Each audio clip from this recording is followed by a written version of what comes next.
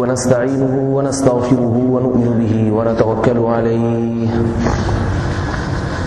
ونعوذ بالله من شرور أنفسنا ومن سيئات أعمالنا من يهده الله فلا مضل له ومن يضلله فلا هادي له ونشهد أن لا إله إلا الله وحده لا شريك له ونشهد أن سيدنا وحبيبنا وشفيعنا وسندنا محمدا عبده ورسوله صلى الله تعالى عليه وعلى آله وأصحابه وبارك وسلم تسليما كثيرا كثيرا أما بعد فأعوذ بالله من الشيطان الرجيم بسم الله الرحمن الرحيم إنه لا ييأس من روح الله إلا القوم الكافرون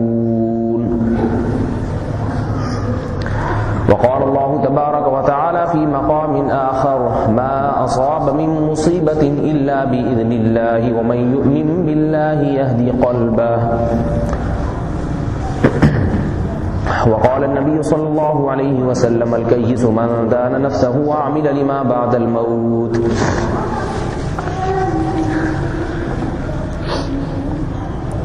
پچھلے درس میں ایک مضمون شروع کیا تھا جو مکمل نہیں ہو سکا، تو ارادہ ہے کہ انشاءاللہ اس ہفتے اس کو مکمل کروں گا۔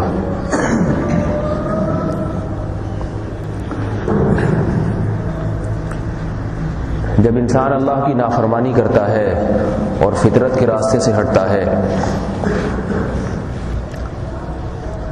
تو آخرت کے عذاب سے پہلے دنیا کے عذاب میں اللہ تعالیٰ اسے مبتلا کرتے ہیں۔ البتہ اس عذاب کی شکلیں مختلف ہوتی ہیں۔ ایک عذاب تو وہ ہے جسے سب عذاب کہتے ہیں، سمندری طوفان آ جائے، زلزلے آ جائیں،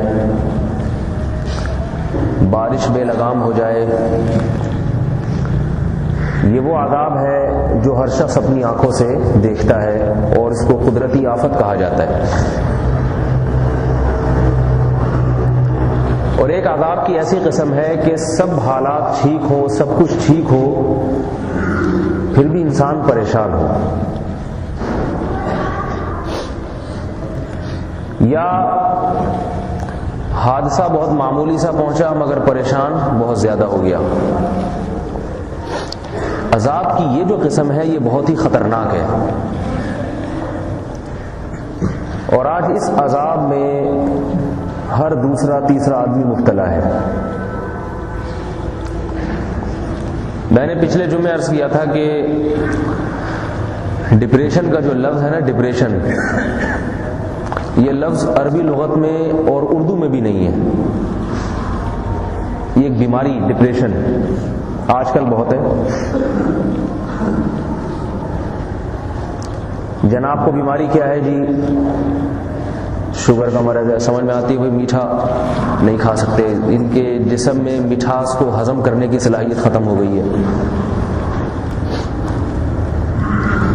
فلاں کو کیا بیماری ہے جی؟ ان کو کھانسی نزلہ رہتا ہے ہر وقت، سمجھ میں آتی ہے۔ آج کل بعض لوگ دوا کھا رہے ہیں، بیماری کیا ہے؟ ڈپریشن کا مرض ہے۔ کیا ہوا بھائی؟ کوئی پریشانی لاحق ہے ان کو؟ نہیں جی، کوئی پریشانی تو نہیں ہے، بس ان کو مرض ہی ڈپریشن کا ہے، گولیاں کھاتے ہیں مستقل۔ کھانستا ہوا آدمی جب کھانسے گا تو کھائے گا، جب کھانسنا چھوڑ دے گا تو گولی بھی چھوڑ دے گا۔ بخار کے مریض کا جب سر گرم ہوگا تو گولی کھائے گا، جب سر کی گرمی ختم تو گولی کھانا بھی ختم۔ لیکن ڈپریشن کا جو مرض ہے اسے جب کوئی حادثہ ہو تو گولی نہیں کھائے گا، ویسے ہی کھائے گا۔ یہ مرض اتنا پھیلتا چلا جا رہا ہے، اس کی وجہ یہ ہے کہ انسان اپنی فطری زندگی سے، نیچرل لائف سے ہٹ گیا ہے، اور ہٹتا چلا جا رہا ہے روز بروز۔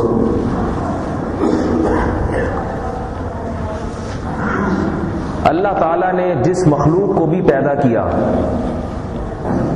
چاہے وہ جنات ہوں، انسان ہوں یا جانور ہوں، ان کے لیے ایک راستہ متعین کیا، اس راستے پہ چلو۔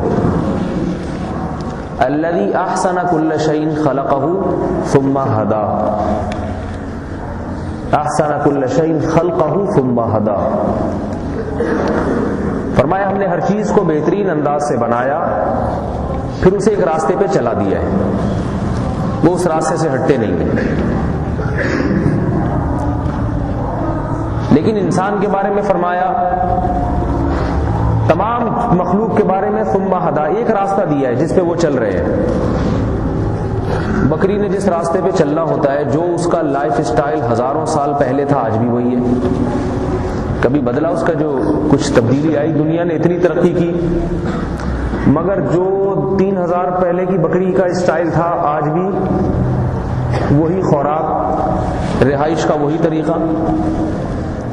شیر جنگل میں 3000 سال پہلے جس طرح سے رہا کرتے تھے آج بھی اسی طرح سے رہتے ہیں۔ ہر ایک کا اپنا ایک طریقہ ہے، حیات ہے۔ شہد کی مکھی ہزاروں سال سے شہد بنا رہی ہے، بناتی خود ہے اور چھتا کاٹ کے انسان لے جاتا ہے۔ آج تک ایسا نہیں ہوا کہ شہد کی مکھیوں نے اپنے لائف سٹائل کو چینج کیا ہو یا اس پہ کبھی غور و فکر کیا ہو۔ شہد کی مکھیوں کے ماہرین کبھی ٹیبل ٹاک کی ہو، انہوں نے آپس میں سر جوڑ کے بیٹھے ہوں کہ ہم اتنی محنت کریں اور بھریں ہم اور کھائے، محنت ہم کریں کھائے کوئی اور، تو چلو ہم چھتے کا اسٹائل بدل دیتے ہیں یا جگہ بدل دیتے ہیں یا چھتے میں زہر چھوڑ دیتے ہیں تاکہ یہ انسان کھائے اور مر جائے اور آئندہ کے لیے اس کو نصیحت حاصل ہو جائے۔ کبھی ایسا ہوا بھائی؟ نہیں۔ آپ پورا چھتا لے جائیں، کچھ چھوڑیں اس میں نہ چھوڑیں، مکھی اپنے لائف اسٹائل کو چینج نہیں کرے گی۔ ثم ہدی، کان سے پکڑ کے اللہ نے اسے اس راستے پر چلا دیا ہے۔ اوحی ربک الی النحل ان اتخذی من الجبال بیوتا، اللہ فرماتے ہم نے شہد کی مکھیوں کو چند باتیں بتا دی ہیں، حکم دے دیا ہے، ان اتخذی من الجبال بیوتا ومن الشجر ومما یعرشون، کہ تو نے گھر اپنا فلاں فلاں فلاں فلاں مقامات پہ بنانا ہے، اسے جہاں وہ مقام نظر آئے گا بنائے گی وہ گھر۔ ثم کلی من کل الثمرات، فرمایا دوسرا حکم ہم نے اسے یہ دیا کہ پھر ہر قسم کے پھلوں کے رس کو تو نے چوسنا ہے۔ مکھی یہ کام کرے گی، دنیا کی کوئی طاقت اسے اس کام سے روک نہیں سکتی، کتنے مشورے دے دیے جائیں اور کتنے میٹنگ اجلاس ہوں اور جتنا کچھ سمجھایا جائے، مکھی یہ کام کرے گی لازم۔ فرمایا یخرج من فسلکی سبل ربک ذللا، اور جن راستوں سے گئی ہے شہد بنانے کے لیے پھلوں کی تلاش میں، انہی راستوں سے واپس اسی چھتے میں پہنچنا ہے، کسی دوسرے میں جانے کی اجازت نہیں ہے۔ ایسا نہیں ہے کہ اڑی تھی اس چھتے سے، وہ تاجر بیچارہ ڈبے لے کے بیٹھا ہوا ہے اپنی مکھیوں کے، مکھی اڑی یہاں سے اور آگے جا کے پھلوں کا رس چوس کے اس نے بولا کہ واپس آؤں گی تو یہ پھلوں کا رس تو یہ لے جائے گا تاجر جس نے یہ ڈبے یہاں نصب کیے ہوئے ہیں، چلو کسی اور رخ پہ چلتے ہیں۔ ایسا بھی نہیں ہوتا۔ اللہ فرماتے ہیں فسلکی سبل ربک ذللا، تیرے رب نے تیرے راستے مسخر کر دیے ہیں، یہی راستے مسخر کیے جن راستوں سے گئی ہے تو، اس کے علاوہ کسی اور گھر میں کسی اور چھتے میں جانے کی تجھے اجازت نہیں ہے، خواہ اس چھتے کو آگ لگا دی جائے، اس کو کاٹ کے پھینک دیا جائے، یا تیرا سارا شہد تجھ سے چھین لیا جائے، مکھی انہی راستوں پہ سفر کر کے اسی چھتے میں آئے گی۔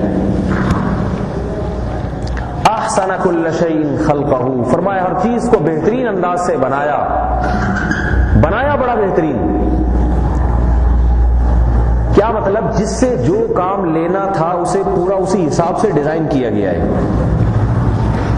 لوگ گھر بناتے ہیں نا، عمارت بنا رہے ہیں تو دیکھا جاتا ہے کہ اس عمارت سے کام کیا لینا ہے، ہم نے ہوٹل بنانا ہے، رہائش کا ہوٹل بنانا ہے، کھانے کا ہوٹل بنانا ہے، یا گھر کے لیے رہائش خود رہنا ہے وہاں پہ، تو اسی حساب سے اس کو ڈیزائن کیا جاتا ہے۔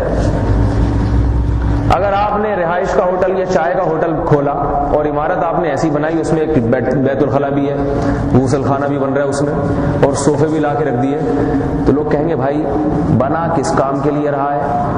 ہوٹل چائے کا کھولا جا رہا ہے اور اس کی تعمیر ایسی ہو رہی ہے جیسے وزیر اعظم صاحب یہاں کے رہیں گے۔ اللہ فرماتے احسن کل شیء خلقہ، جیسا بنانا چاہیے تھا جس چیز کو ویسا ہی بنایا ہے، سر سے لے کے پاؤں تک ہر جانور کو اسی حساب سے بنایا گیا ہے۔ دیکھیے اللہ نے کچھوے کو بنایا، چال کتنی سست، اگر کوئی شکاری اس کے پیچھے بھاگے تو کچھوا دوڑ کے جان بچا ہی نہیں سکتا، لیکن اللہ تعالیٰ نے اسے سیکیورٹی کے لیے ایک ڈھال دے دی ہے کہ تجھے میں نے چال تو نہیں دی، تو ڈھال سے کام چلا۔ نہ چال ہوتی نہ ڈھال ہوتی تو کہتے ہیں نا چال اچھی نہ ڈھال اچھی، کسی کام کا نہیں، بچاتا کیسے اپنے آپ؟ اللہ نے کہا تیری چال اچھی نہیں ہے لیکن تیری ڈھال بہت اچھی ہوگی، ہاتھی کھڑا ہو جائے گا تیرا کچھ نہیں بگاڑ سکے گا۔ ایسا مضبوط لوہے کا خول دے دیا اس کے اوپر۔ اب اگر جانور اس کے کچھوے کے پیچھے بھاگتا ہے تو بھاگ کے پکڑ کے بھی بیچارے کے ہاتھ میں کچھ نہیں آتا، کچھوا اپنے آپ کو اپنے خول میں چھپا لیتا ہے، وہ بیچارہ وہیں کھڑے ہو کر اول آخر 11 دفعہ درود شریف اور تمام وظیفے جو اس نے سیکھے ہوئے ہیں وہ سارے بیٹھ کے پڑھتا رہتا ہے اور پھر تھک ہار کے چلا جاتا ہے، بھئی یہ نکلنے والا نہیں اور میں کھا نہیں سکتا اسے۔ جب کچھوے کو اطمینان ہو جاتا ہے چلا گیا، اب کچھوا دوبارہ اسی رفتار سے۔ خرگوش کو اللہ نے کمزور دل دیا، لڑ نہیں سکتا، مگر اللہ نے اس کو تیز رفتار چھلانگ دے دیے، چال دے دیے۔ شکاری جانور جب خرگوش کے پیچھے بھاگتے ہیں تو مقابلے میں اکثر خرگوش ہی جیتتا ہے، کبھی کبھار پکڑائی میں آتا ہے۔ چیتے کو اللہ تعالیٰ نے پنجوں میں طاقت دی ہے، شیر کو پنجوں میں طاقت دی ہے، اتنی طاقت کہ ہرن کے مقابلے میں کئی گنا زیادہ طاقت، مگر ہرن کی چال اللہ نے ایسی پھرتیلی دی ہے اس چال میں، لوگ مثال دیتے ہیں بھائی یہ تو ہرن ہو گیا، ایسا ابھی تو یہاں بیٹھا ہوا تھا پتہ نہیں کہاں گیا۔ کسی سے قرضہ لے لینا تو وہ ہرن ہو جاتا ہے، قرضہ لینے والا۔ ایسی چال کہ چیتا اور شیر دن بھر میں اگر 10 ہرن کو شکار کریں گے تو ایک آدھی کھا پاتے ہیں، باقی اکثر بھاگ نکلتے ہیں۔ فرمایا احسن کل شیء خلقہ ثم ہدی، ہر چیز کو بہترین انداز سے بنایا، اور یہ اللہ کے وجود کی بھی دلیل ہے، یہ اس بات کی بھی دلیل ہے کوئی بنانے والا ہے، اس لیے کہ اتنے بہترین انداز سے چیزیں خود بخود نہیں بن سکتی، خود بخود نہیں بن سکتی۔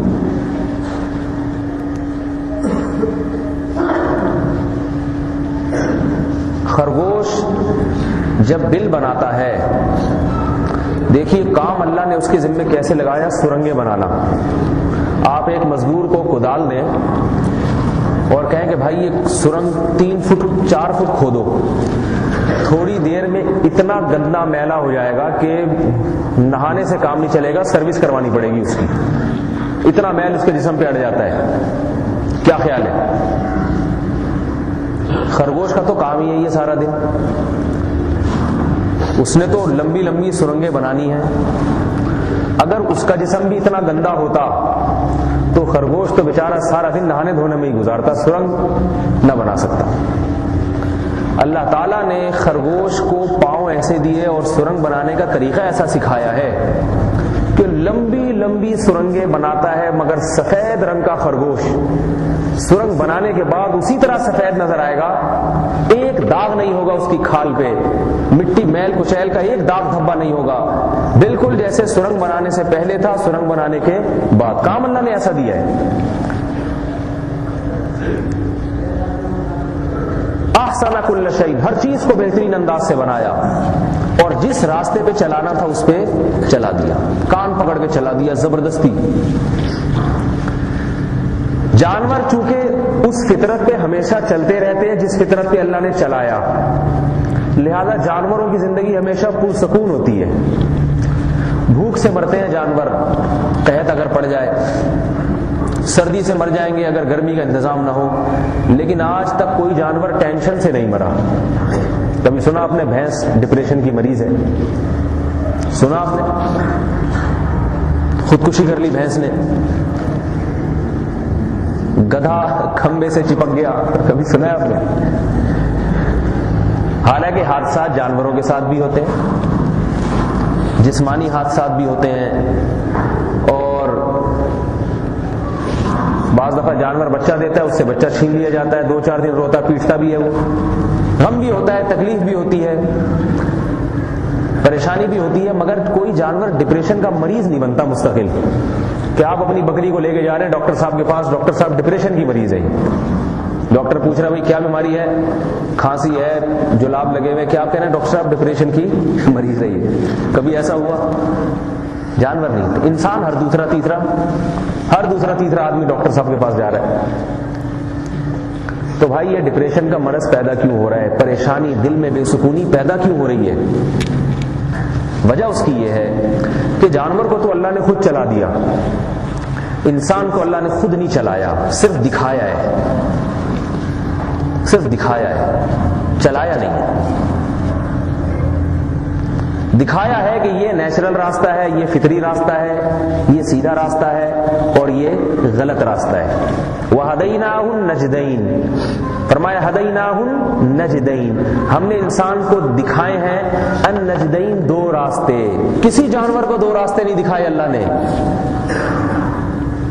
واحد انسان وہ مخلوق ہے جس کو اللہ نے ایک نہیں بلکہ 2 راستے دکھائے ہیں اور چھوڑ دیا. فرمایا تمہاری مرضی ہے، تم اس سیدھے راستے پہ چلو، چاہو تو اس غلط راستے پہ چلو.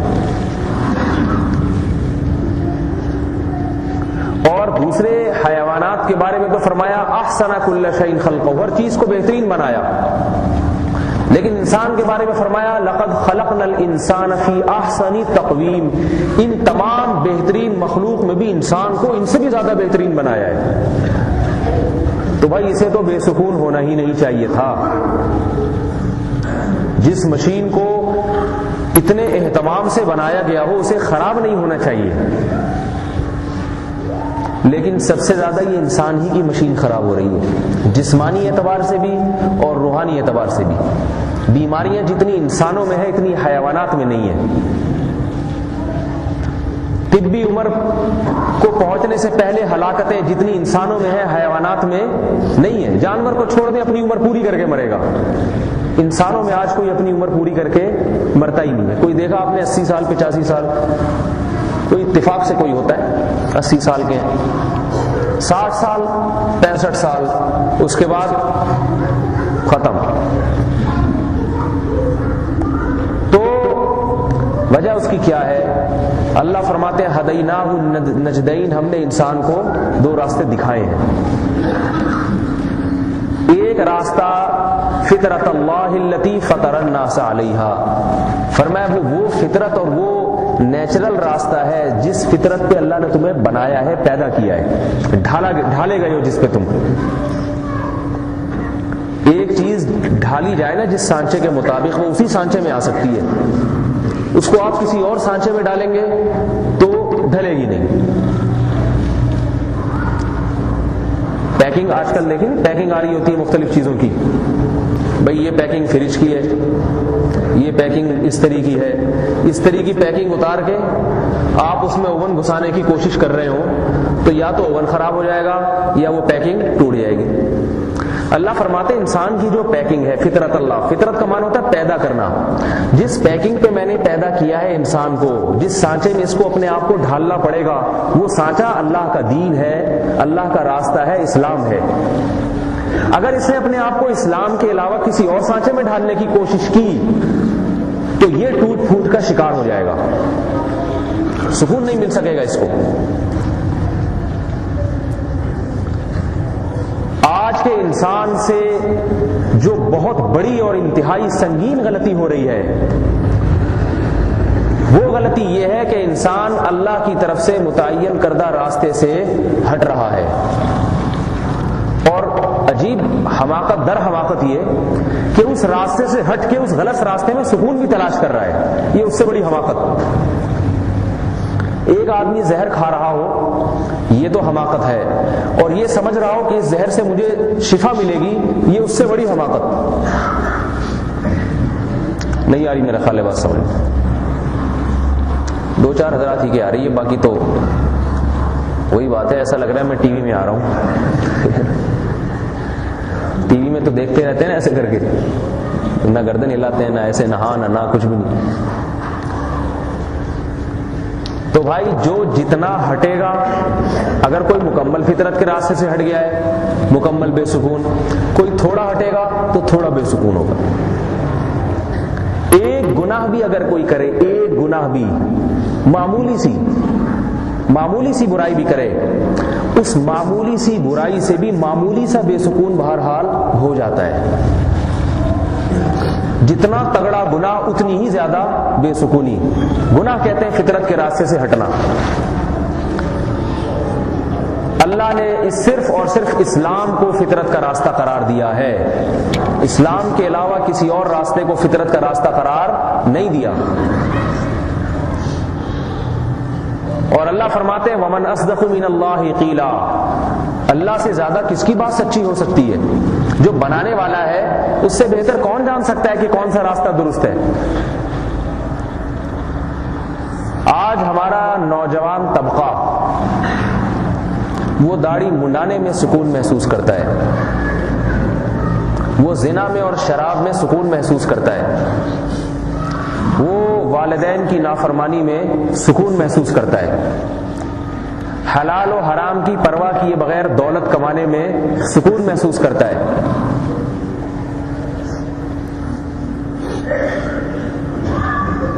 نماز چھوڑنے میں سکون محسوس،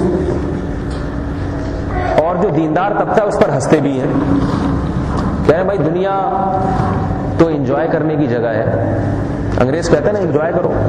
ایک آدمی مجھے کہنے لگا پورا یورپ ہنس رہا ہے، یہ مسلمان پتہ نہیں کیوں نہیں ہنستے، ان کے چہروں پہ خشکی کیوں ہے؟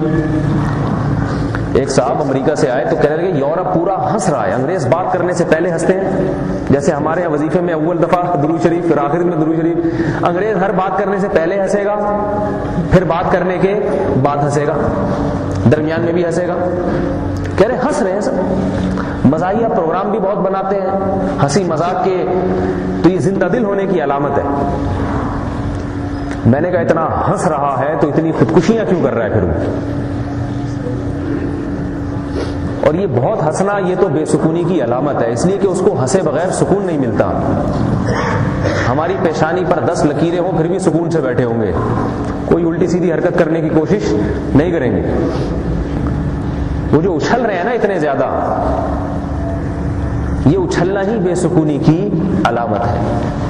جس کی طبیعت میں سکون ہوتا ہے آرام سے بیٹھا ہوتا ہے، نہ کسی کو چھیڑے گا، نہ کسی کے معاملے میں دخل اندازی کرے گا، آرام سے اپنے کام سے کام رکھے گا۔ اور جو بلا وجہ ہنس رہا ہے صبح شام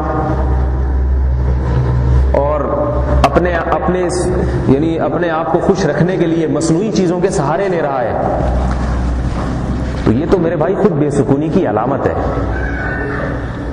ان کو سکون برقرار رکھنے کے لیے پروگرام بنانے پڑتے ہیں، مزاحیہ ڈرامے دیکھنے پڑتے ہیں، مزاحیہ فلمیں دیکھنی پڑتی ہیں، کچھ نہ کچھ کرنا پڑتا ہے۔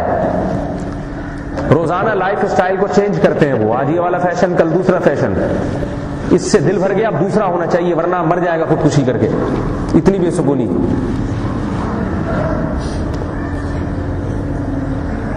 سب سے زیادہ خودکشی کا ریشو جاپان میں، حالانکہ ترقی میں جاپان کی چیز نمبر 1 ہوتی ہے۔ ایسا بناتے ہیں چیز کو کہ اگر میڈ ان جاپان لکھا ہو آنکھ بند کر کے لوگ لے لیتے ہیں۔ میڈ ان جاپان چیز کی تو گارنٹی ہے، مگر جو خود میڈ ان جاپان ہے، جاپان میں پیدا ہو رہا ہے، اس کی کوئی گارنٹی نہیں ہے کب مر جائے گی۔ میڈ ان جاپان والے جو چیزیں بنا رہے ہیں ان کی تو گارنٹی دیتے ہیں، لیکن جو جاپان کی مٹی سے بنا ہوا ہے اس بنانے والے کی بیچارے کی کوئی گارنٹی نہیں ہے، وہ کبھی بھی فیل ہو سکتا ہے۔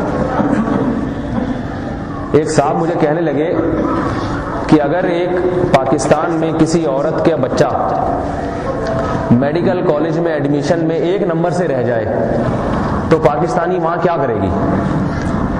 میں نے کہا صبر کرے گی اور کیا کرے گی؟ کہتے ہیں جاپان کی ماں خودکشی کر لے گی، وہ یہ اتنا غم برداشت نہیں کر سکتی، فوراً خودکشی کرے گی۔ واللہ عالم صحیح بول رہے تھے یا چھوڑ رہے تھے، ہم تو یہاں بیٹھے ہیں، جاپان گئے نہیں صحیح ہے، لیکن اتنی بات تو ہم نے تحقیقی ذرائع سے پتہ چلی ہے کہ خودکشی کا سب سے زیادہ ریشو سویڈن اور جاپان، یہ 2 ملکوں میں ہے۔ اور یہ بھی آپ کی علم میں ہونی چاہیے کہ سویڈن ایک ایسا ملک ہے جہاں اتنے وسائل کہ سویڈن میں پیدا ہونے والا شخص دنیاوی اعتبار سے ایسا ہے جیسے جنت میں پیدا ہونے والا، کسی قسم کی کوئی ٹینشن نہیں، علاج فری، بے روزگاروں کو گورنمنٹ کی طرف سے الاؤنس، روزگار کے مواقع بھی ہیں، ہر قسم کی یعنی ٹینشن فری زندگی ہونی چاہیے ان کی۔ ڈبوں پہ لکھا تھا نا cholesterol free tension free life, مگر اس کے باوجود کھمبوں سے سب سے زیادہ چپکنے کا ریشو کہاں ہے؟ بجلی کے کھمبوں سے۔ کھمبے تو میرے خیال ہے وہاں زمینوں کے اندر ہوتے ہیں، یہ بھی آپ دیکھیں یہ ٹینشن بھی ہمارے یہاں، کھمبے تار گر رہی، کسی کے سر پہ گری، خود ہی گر جائے تو مر جاتا ہے، اتنے آرام سے چپکتا نہیں ہے کوئی۔ پھر بھی سب سے زیادہ ریشو سویڈن میں ہے۔ اور ایک صاحب جو سویڈن رہ کر آئے انہوں نے بتایا کہ ریسرچ یہ کی گئی کہ سب سے خودکشی کا ریشو جو اتنا زیادہ ہے، ان میں مرنے والے زیادہ لوگ کون ہیں خودکشی کرنے والے؟ تو پتہ یہ چلا کہ شادی شدہ جوڑے شادی کے پہلے یا دوسرے ہفتے میں ہی یا 1-2 مہینے میں ہی خودکشی کر لیتے ہیں، یا تو وہ مرا ہوا ہوگا یا مری بڑی بھی ہوگی۔ اس پہ وہی کے ماہرین نے تجزیہ کیا ایسا کیوں ہو رہا ہے بھائی؟ تو تجزیے سے یہ بات ثابت آئی کہ پہلے زندگی یہ گزارتے ہیں اکیلے، اپنی منمانی۔ اب جب شادی ہو گئی تو ظاہر ہے تھوڑی سی اپنی منمانی، کچھ اپنی مانتا ہے کچھ بیوی کی مانتا ہے، تو اس طرح ایک دوسرے سے لڑ مڑ کے زندگی گزرتی ہے، وہ اس ٹینشن کے عادی نہیں ہوتے۔ تو اب تھوڑی سی کہیں انبن ہو گئی میاں بیوی میں، طلاق کا کوئی کانسیپٹ نہیں ہے، طلاق دی تو آدھی جائیداد بیگم کو دینی پڑتی ہے، وہاں پہ آدھی ہے یا پتہ نہیں پوری ہے، طلاق کو اتنا مشکل بنا دیا ہے وہ اپنا، اور بھی واللہ عالم کیسے کیسے قوانین ہیں۔ تو اب نتیجہ نکلتا ہے وہ کھمبے سے چپکنے میں یا ٹرین کے نیچے آنے میں زیادہ آسانی سمجھتا ہے کہ یہ آرام سے سہولت سے مرمڑا جاؤں گا، یہ جو پوری زندگی کے مقدمے اور یہ بیگم یہ نہیں برداشت ہوتی۔ ہمارے ہاں کیسی کیسی ناکام شادیاں ہوتی ہیں، پھر بھی ناکامی میں 15 بچے ہو جاتے ہیں ماشاءاللہ، لڑائیوں میں ہو جاتے ہیں، بوڑھے ہو کے بھی لڑ رہے ہوتے ہیں۔ بڑھاپے میں بھی آپ دیکھیں دادیاں نانیاں آپس میں، دادی دادا کیسے لڑ رہے ہوتے ہیں، ایک دوسرے پہ بھپتیاں کس رہے ہوتے ہیں۔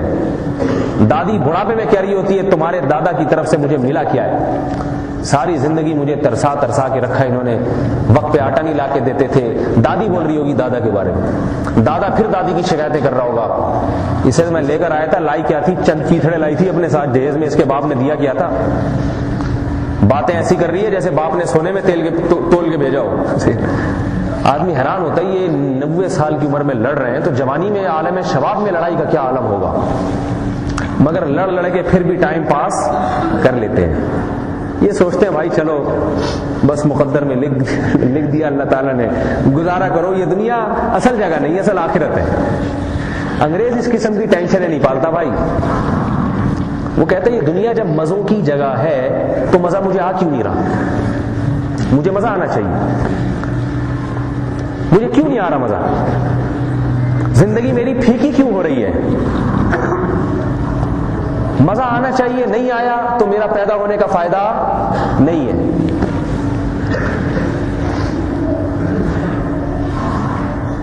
جو اللہ کے متعین کردہ راستے سے، اللہ کی بنائی ہوئی فطرت سے جتنا ہٹے گا اس کے دل کا سکون اتنا ہی چھینا جائے گا۔ من اعرض عن ذکری فإن له معیشۃ ضنکا، فرمایا جو آدم علیہ السلام کو جب اللہ نے دنیا میں بھیجا، فرمایا کہ آپ اپنی آئندہ آنے والی نسلوں کو بتا دیں۔ آدم علیہ السلام نے بتایا، اور اللہ نے آدم علیہ السلام کی اس بات کو، اس نصیحت کو قرآن میں بھی ذکر کیا ہے، تاکہ امت محمدیہ صلی اللہ علیہ وسلم بھی اپنی باپ کی اس نصیحت کو یاد رکھیں۔ یہ نصیحت تو اللہ نے کی تھی فرمایا زمین پہ جائیں اور بتا دیں، آپ بھی سن لیں اور اپنی آئندہ آنے والی نسلوں کو بھی بتا دیں، آپ کا پیغام قیامت تک کے لوگوں کو پہنچانا یہ اللہ کی ذمہ داری ہے۔ کیا بتا دیں؟ من اعرض عن ذکری، جس نے میری یاد سے اعراض کیا، میری شریعت سے ہٹا، وہ میرے متعین کردہ راستے سے ہٹ گیا، وہ فإن له معیشة، تو اس کو ایک زندگی ملے گی، ایسی زندگی غنکن جو بہت ہی تنگ زندگی ہوگی، جیل کی کوٹری والی زندگی ہوگی۔ وہ 1000 گز کے بنگلے میں رہنے کے باوجود وہ ایسا محسوس کرے گا جیسے جیل کی کوٹری میں ڈالا ہوا اس کو۔ گھر کے کشادہ ہونے سے دل کشادہ نہیں ہو جاتا اور دل میں سکون پیدا نہیں ہو جاتا۔ یہ صرف ایک ظاہری اسباب ہیں۔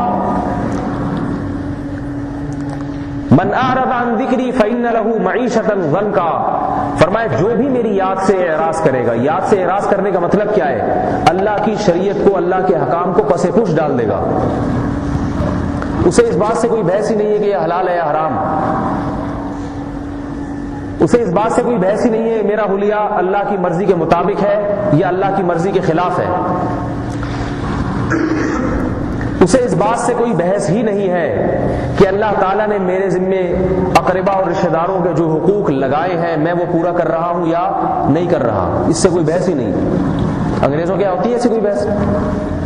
چچا کون ہے، ابا کون ہے، امی کون ہے، کوئی کہتے ہیں اس قسم کی ٹینشنیں پالو ہی نہیں تاکہ ترقی میں رکاوٹ نہ ہو۔ یہ تو مسلمان ہے بیچارہ، اسی عمر زندگی میں ساری عمر چچا ناراض ہے، ابا ناراض ہے، مر نہ جاؤ۔ میرے پاس کتنے لوگ آتے ہیں مسئلہ پوچھنے، حضرت 3 سال سے بھائی سے بات چیت بند ہے، غلطی بھی بھائی کی، مگر مجھے ڈر ہے کہ میں مر گیا تو کہیں جہنم میں نہ چلا جاؤں، کوئی طریقہ بتاتے ہیں بات چیت شروع ہو جائے۔ دل خوش ہوتا ہے الحمدللہ۔ ہمارے ہاں اتنا تو ہے کہ خونی رشتوں کا اتنا پاس تو ہے، اللہ کے عذاب سے ڈر رہا ہے اور کوئی غم نہیں ہے اس کو۔ ایک صاحب آئے کہ بہن سے بات چیت بند ہے، لڑائی ہوئی ہوئی ہے، کہیں مجھے گناہ تو نہیں، کہیں میری نمازیں ضائع تو نہیں ہو رہی۔ کہنے لگے میں نماز پڑھتا ہوں، کہیں ایسا تو نہیں ہے ضائع ہو رہی ہو۔ میرے بھائی یہ ذمہ داریاں کیوں انسان پالتا ہے، کیوں اپنے ذمہ لیتا ہے؟ اس لیے کہ اسے معلوم ہے کہ اس بارے میں قیامت کے دن سوال ہوگا۔ اگر میں نے ان سے اعراض کیا، ان احکامات سے منہ موڑا، من اعرض عن ذکری، فرمائے جس نے میری یاد سے، میرے احکامات سے منہ موڑا، تو پہلا عذاب تو یہ آئے گا فإن له معیشة ضنکا، اس کی زندگی کو تنگ کر دوں گا، اس کے اوپر سب کچھ ہوتے ہوئے بھی پریشان ہوگا، اور اگر کچھ چھن جائے تو تھوڑی پریشانی کی بات پہ بہت زیادہ پریشان ہوگا۔ خودکشی کے کتنے واقعات ہمارے معاشرے میں شروع ہو گئے، کتنے ذرا سی باتوں پر محبت ناکام، خودکشی۔ 2 سال پہلے آپ سب کو پتہ ہے یہاں 18 سال لڑکے نے خودکشی کر لی، امتحان میں ناکام، خودکشی، باپ کی مار پڑی، خودکشی۔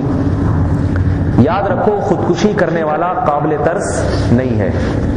لوگ ترس کھاتے، ہائے بیچارہ، ہائے بیچارہ مر گیا، قابل ترس نہیں۔ اگر بیچارہ ہوتا تو رسول اللہ صلی اللہ علیہ وسلم یہ نہ فرماتے کہ خودکشی کرنے والا جس طرح سے اپنے آپ کو مارے گا، موت کی گھاٹ اتارے گا، فرمایا جب تک قیامت قائم نہیں ہو جاتی، جس طرح سے جس نے اپنے آپ کو ہلاک کیا، قیامت تک اسی طرح سے اپنے آپ کو ہلاک کرتا رہے گا۔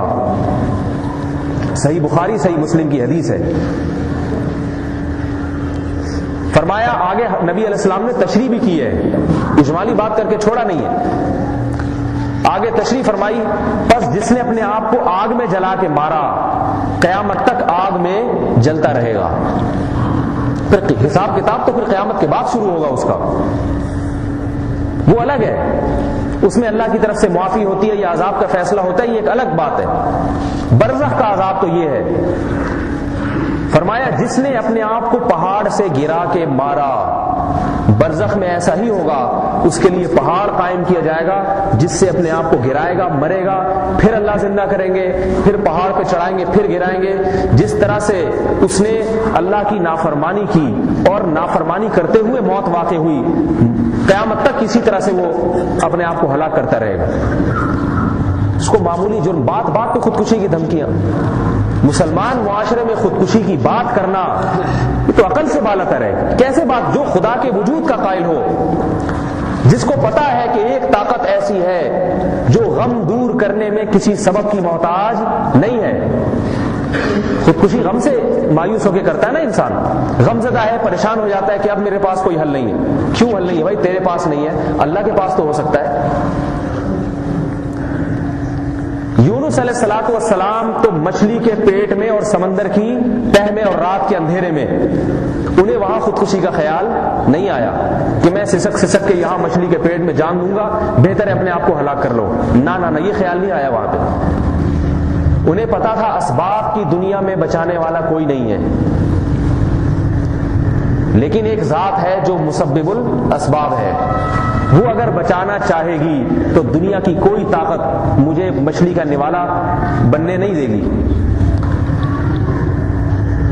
وہاں یونس علیہ الصلوۃ والسلام نے اندھیروں میں اللہ کو پکارا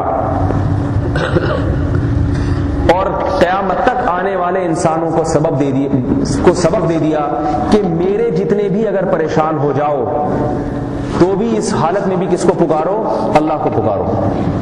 کیا پکارا؟ لا الہ الا انت سبحانک انی کنت من الظالمین. اے اللہ میری غلطی ہے، میری خطا ہے، میری خطا ہے، تو ہر عیب سے پاک ہے، تیری غلطی نہیں ہے کہ جو مچھلی کے پیٹ میں مجھے پہنچا دیا، میری خطا ہے. اپنی خطاؤں پہ تو نظر ہوتی نہیں ہے. دنیا کی جو پریشانیاں آتی ہیں ان میں سے اکثر وہ ہیں جو انسان کے اپنے اعمال ہوتے ہیں، اپنے اعمال سامنے آ رہے ہوتے ہیں. اکثر 100% کی بات نہیں کر رہا میں، بعض دفعہ اللہ کی طرف سے بھی آزمائش ہوتی ہے، کوئی خرابی نہیں ہوتی پھر بھی اللہ اپنے بندوں کو آزماتے ہیں. یوسف علیہ الصلوۃ والسلام کو کتنے سال جیل میں ڈالا گیا، تو آپ یوسف علیہ السلام کا کوئی قصور نہیں تھا اس میں.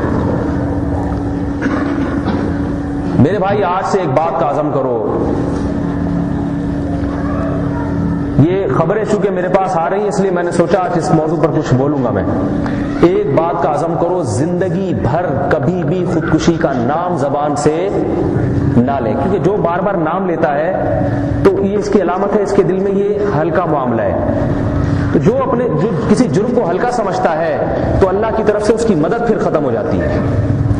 کرتے ہی ایسے لوگ ہیں جو بار بار نام لیتے ہیں، دھمکیاں دیتے ہیں. خواتین عورتیں دھمکیاں دیتی ہیں صرف اپنے شوہر کو، میں گولیاں کھا لوں گی، میں یہ کر لوں گی، میں وہ کر لوں گی. تو کمال کی بات نہیں ہے یہ. یہاں تک علماء نے لکھا ہے کہ اگر کوئی خودکشی کر لے تو قوم کے مقتدا اور رہبر کو بائیکاٹ کرنا چاہیے نماز جنازہ سے.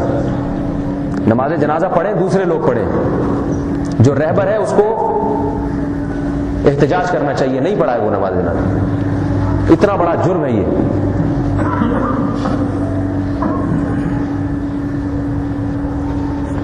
کیوں جرم ہے؟ فرمایا انہو لا ییأس من روح اللہ الا القوم الکافرون. فرمایا کہ اللہ کی رحمت سے کافر کے سوا کوئی بھی مایوس نہیں ہو سکتا. جو منکر ہو، خدا کے وجود کا قائل نہ ہو، وہ تو مایوس ہو سکتا ہے. جو اللہ کو مالک اور خالق مانتا ہے وہ قطعاً مایوس نہیں ہو سکتا. ہماری شریعت کی تعلیم تو یہ ہے، خودکشی کا خیال آنا تو دور کی بات. رسول اللہ صلی اللہ علیہ وسلم نے فرمایا ان اللہ اذا احب قوما ابتلاہم. صحیح بخاری کی حدیث ہے. کیسی تسلی ہے مسلمان کے لیے اس میں. فرمایا اللہ جب کسی سے محبت کرتے ہیں تو اسے پریشانیوں میں ڈال دیتے ہیں. بعض مرتبہ اللہ کا اظہار محبت کا طریقہ کیا ہوتا ہے؟ پریشانیوں میں ڈال دینا. کیوں؟ فرمایا عجل لہ عقوبتہ فی الدنیا. اللہ چاہتے ہیں کہ اس کا عذاب آخرت میں جو ملنا تھا وہ دنیا میں ہی مل جائے، اور دنیا میں بہت تھوڑا ملتا ہے، آخرت میں بہت زیادہ ملے گا.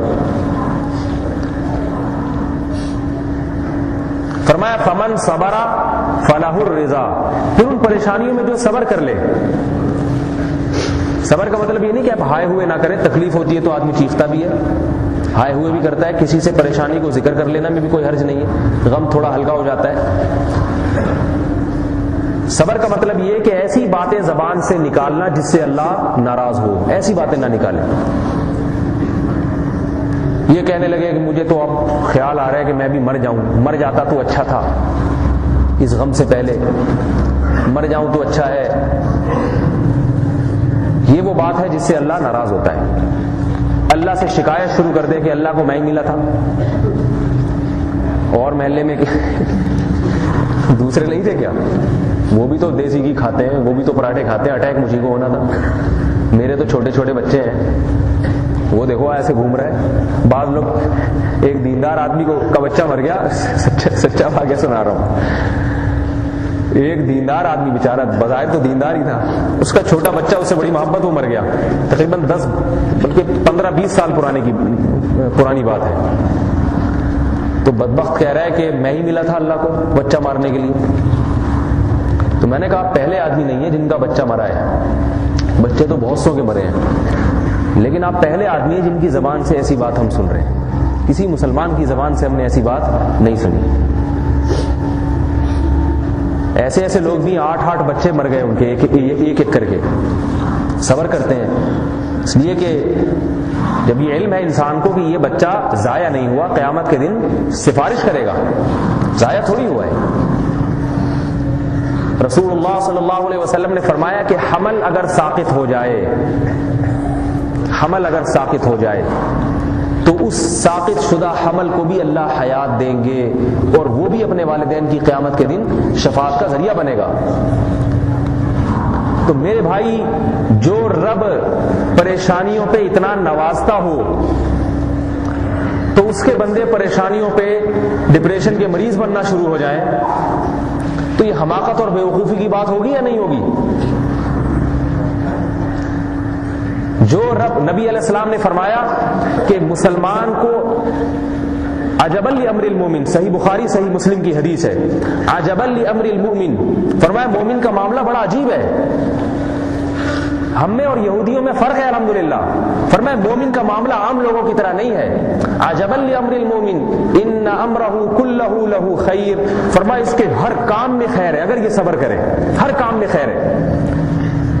فرمایا ان اصابتہ ضراء صبر فکان خیر اللہ، فرمایا اگر اس کو کوئی مصیبت پہنچتی ہے تو یہ صبر سے کام لیتا ہے، یہ مصیبت بہت بڑی خیر کا ذریعہ بن جاتی ہے۔ چھوٹی مصیبت بعض دفعہ بڑے حادثات کو ٹالنے کا ذریعہ بن جاتی ہے۔ یہ سمجھ رہا ہے میرا ایک بچہ مر گیا، اس کو یہ معلوم نہیں ہے کہ کتنی آئی ہوئی بلاؤں کو اللہ نے اس ایک بلا کے ذریعے ٹال دیا ہے، ورنہ لوگوں کے مکانات کی چھت گرتی ہے، پوری فیملیاں ہلاک ہو جاتی ہیں، یہ بھی تو ہو سکتا تھا۔ آج ایک عورت کا فون آیا، اس کا جوان داماد مر گیا، شادی ہوئی تھی 2 مہینے، داماد مر گیا، بیچاری پریشان، میری بچی بیوہ ہو گئی، یہ ہو گیا وہ ہو گیا۔ میں نے کہا آپ کے جوان 2 مہینے شادی ہوئی، اولاد تو نہیں ہے؟ کہہ رہی ہے نہیں۔ تو میں نے کہا کہ آپ شکر ادا کرو، یہاں ایسے بھی ہیں جو ابھی 1 اور 2 بچے پیدا ہوئے اور شوہر مر گیا، اب وہ عورت کو اپنی فکر کم ہوتی ہے، اپنی اولاد کی فکر زیادہ ہوتی ہے، آپ کو تو کم از کم اپنی صرف بچی ہی کی فکر ہے۔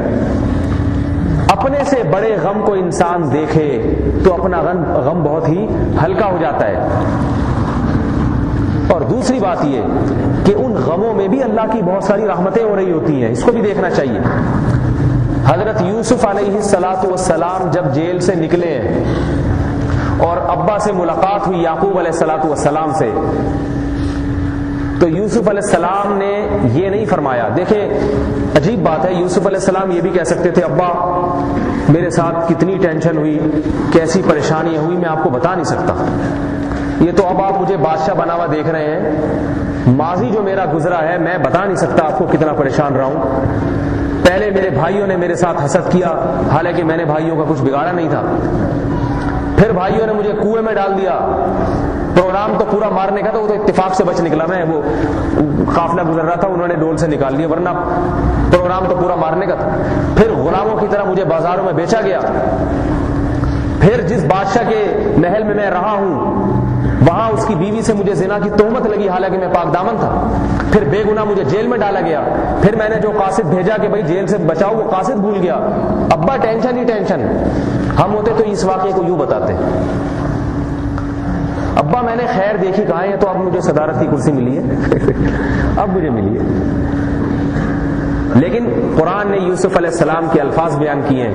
یعقوب علیہ السلام کو بھی کتنا غم، بیٹے کی جدائی میں رو رو کے نابینا ہو گئے، مگر جب بیٹے سے ملاقات ہوئی ایک دفعہ بھی شکایت نہیں کی، اور اپنی دوسری اولاد سے کہا الم اقل لکم، میں نے تمہیں کہا نہیں تھا انی اعلم من اللہ ما لا تعلمون، مجھے اللہ سے جو امیدیں ہیں وہ تمہیں نہیں ہیں. میں نے کہا نہیں تھا مجھے امیدیں اللہ سے. اس غم میں اللہ انشاءاللہ اس غم کے بادل، یہ غم کے بادل بھی چھٹیں گے اور اللہ کی بہت بڑی رحمت کا مظاہرہ ہوگا.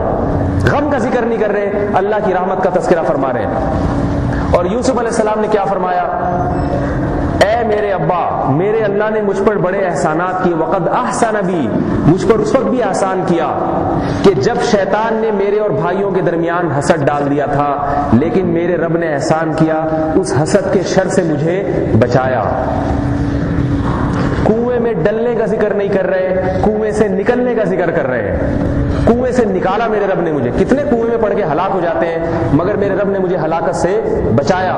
کتنے ہیں بھائی حسد کر کے اس کو ہلاک کر دیتے ہیں، لیکن شیطان نے حسد کروایا بھائیوں کے دل میں اور میرے رب نے مجھے اس کے شر سے بچایا. تہمت لگنے کا ذکر نہیں کر رہے، تہمت سے بری ہونے کا. کتنے پاک دامن مردوں پہ جھوٹی تہمتیں لگتی ہیں، لوگ یقین کر کے ہمیشہ کے لیے ان کو ذلیل کر دیتے ہیں، ان کی عزت معاشرے میں خاک میں مل جاتی ہے، مگر میرے رب نے میری عزت کی حفاظت کی. اخرج ابی من السجن، جیل میں جانے کا ذکر نہیں ہے. کئی لوگ جیل میں جاتے ہیں، زندگی گزر جاتی ہے. میرے رب کا مجھ پر احسان ہے کہ جیل سے میرے رب نے مجھے نکالنے کا انتظام کیا. نہیں آ رہی سمجھ میں بات میرے بھائی؟ یہ بھی لائف سٹائل ہے، یہ بھی ایک طریقہ ہے زندگی گزارنے کا، اور اس طریقے میں سکون ہے، اللہ کی رحمتیں ہیں. اور آگے فرمایا وَجَاءَ بِكُم مِّنَ الْبَدْوِ، کہ اللہ نے آپ پر بھی احسان کیا کہ آپ کو گاؤں سے اٹھا کر شہر لے آیا. دیہات میں تھے، شہری زندگی سے اللہ تعالیٰ نے آپ کو نوازا ہے.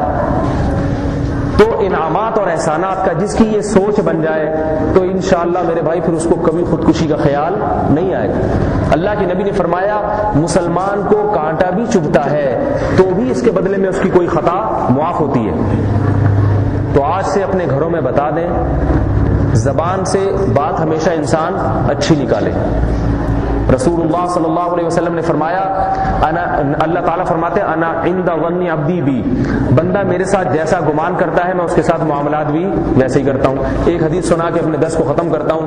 ایک دفعہ رسول اللہ صلی اللہ علیہ وسلم ایک بوڑھے کے پاس گئے، اسے بڑا شدید بخار تھا. اللہ کے نبی نے فرمایا کہ یہ طہور، یہ بخار انشاءاللہ تمہارے گناہوں کے معاف کرنے کا اور جہنم کی آگ کو ٹھنڈا کرنے کا سبب بنے گا. تو بوڑھا کہنے لگا یہ رحمت نہیں ہے، یہ بوڑھے کو پریشان کرنے کے لیے سوار ہو گیا ہے.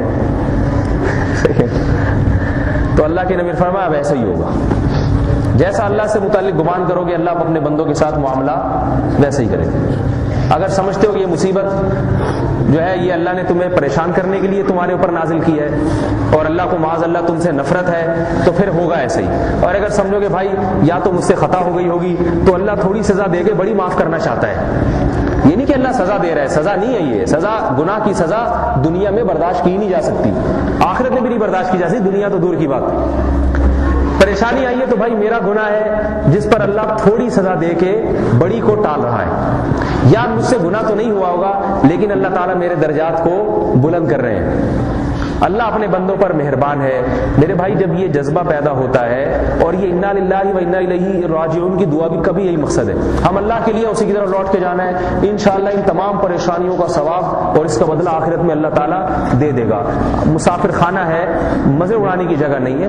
غریبی میں جتنے مزے مل جائیں، دیکھو سفر میں آدمی بیٹھا ہوتا ہے تو اس کی توجہ منزل کی طرف ہوتی ہے. ہاں دوران سفر پیسے جیب میں ہوں گے بوتل بھی پی لے گا، پیسے جیب میں ہوں گے گنڈیریاں بھی کھا لے گا، پیسے جیب میں ہوں گے نمکو بھی کھا لے گا. نہیں ہوں گے تو ٹینشن سے ٹرین سے کھڑکی سے چھلانگ لگا کے باہر کودنے کی کوشش نہیں کرے گا.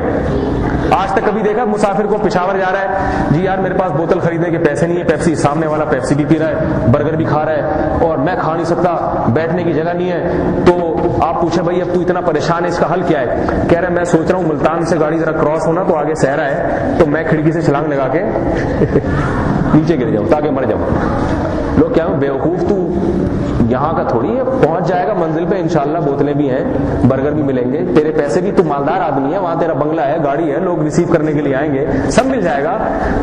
ٹھیک ہے پریشانی ہے، ایسی نہیں ہے کہ چھلانگ لگا کے کود دیا، اور نہ آج تک کوئی اس بنیاد پہ کودا ہے. کودتے کسی اور وجہ سے ہیں، صحیح ہے، اس بنیاد پہ کوئی نہیں کودتا کہ بھائی بس میں مجھے سیٹ نہیں ملی لہذا ٹرک کے نیچے آ گیا اتر کے. سیٹ نہیں ملی کوئی بات نہیں، سفر ہے، گزر جائے گا. میرے بھائی یہاں کی محبتیں عارضی، یہ عشق میں ناکامی پہ جو نوجوان ہلاک ہوتے ہیں نا، یہ کیوں ہوتے ہیں؟ مجھے میرا محبوب نہیں ملا. میں کہتا ہوں مل جاتا تو کون سا ہمیشہ کے لیے ملتا، پھر بھی تو یا تو محبوب چھوڑ رہا ہوتا یا آپ محبوب کو چھوڑ رہے ہوتے. قبرستان میں کسی کا محبوب آج تک گیا، لیلا مجنوں کے بڑے قصے سنائے جاتے ہیں، قبریں دونوں کی الگ الگ ہیں. قبر میں بھی کوئی محبوب آپ کے ساتھ جانے کے لیے تیار نہیں ہوتا. جبریل علیہ الصلوۃ والسلام محمد صلی اللہ علیہ وسلم کے پاس آئے، صحیح بخاری کی حدیث، فرمایا کہ یا محمد احبب من شئت فانک مفارقہ. اے محمد خود بھی سن لیں، اپنی قوم کو بھی بتا دیں کہ جس سے چاہو محبت کرو، مگر یہ پہلے سوچ لینا کہ اس سے ایک دن جدائی ہونے والی ہے. ایسا نہیں ہے کہ یہ ہمیشہ کے لیے. جدائی کسی کو دیر سے ہوتی ہے، کسی کو جلدی ہوتی ہے. یہ سب عارضی ہیں، دائمی وہی ہوتی ہے جو آخرت میں ہوگی. اللہ تعالی ہمیں اطمینان والی زندگی عطا فرمائے اور 100% شریعت پر چلنے کی توفیق عطا فرمائے. سبحانک اللہم و بحمدک، نشہد ان لا الہ الا انت، نستغفرک و نتوب الیک.